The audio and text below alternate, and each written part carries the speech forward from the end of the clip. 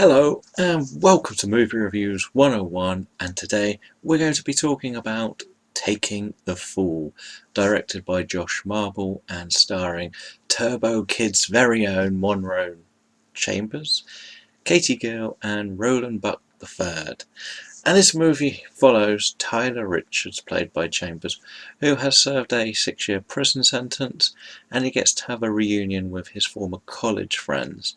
Now, with the title of the film, you clearly know why he's in prison. It's not anything really dangerous, it's just a drug-related charge. But as he's come out, he gets to see his old friends, to have a little dinner, to see how things are going in their lives. And it's his first day out. He isn't really prepared for it, and he gets just to see where people may or may not have gone the way they always thought they might. Now we've got to start by talking about the premise of this is very, very interesting. Like a lot of movies that focus on someone coming out of prison are usually down to some form of violent offence, or what you would want to say is a mistaken offence, never something just as simple as a drug charge. And this comes from seeing how everyone else involved has big dreams when they were at college and have gone in directions not everybody would like to think of when you see your dreams.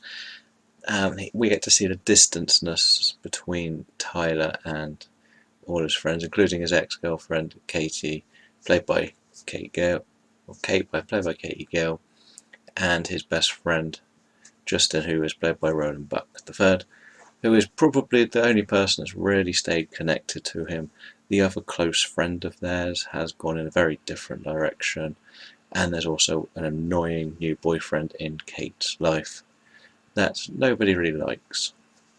We also have the idea of somebody now having a kid, and it's just sort of like a reflection on life. It's sort of like if you stopped your group of friends for any amount of time in years and then came back, would they be where they were when you left?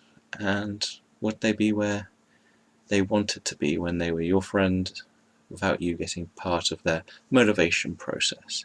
And it's also looking at the culture change, where there's a really opening scene where they're all just sat at the table looking at their phones, which just is an eye-opener for a guy who's been locked up for 6 years. And this is the first day out, and all his friends want to do is stare at their phones. I like the fact that we use a single location, because this just makes it stay over one night, or one evening night dinner. You know what it's like. We get drunk, have a bit of a row here and there, but this is all kept contained within one house. Again, everything we need to keep this simple. We could do this story with many different generations. I feel like we could even have done something very similar with a 12 to 15 to 20 year gap and still had enough difference in the story making process to see the good and the bad of lives.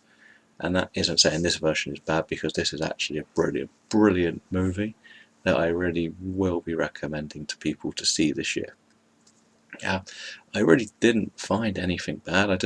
I love the fact that we get to see Munro Chambers step away from like the Turbo Kid, which is one of my favourite movies ever, and do something a lot more serious. I know he's done a few little horrors, but again, we want something full drama, and he shines in this movie.